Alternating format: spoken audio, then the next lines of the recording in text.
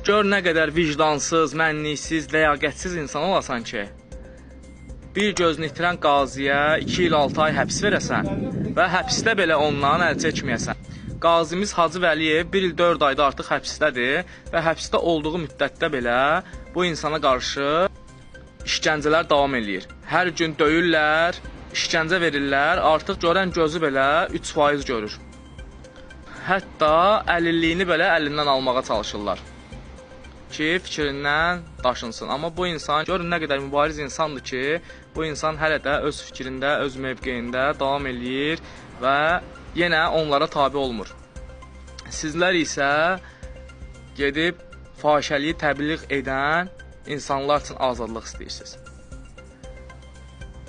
Sizin haqlarınızı istəyən insanlara qarşı isə siz susub dayanmısınız.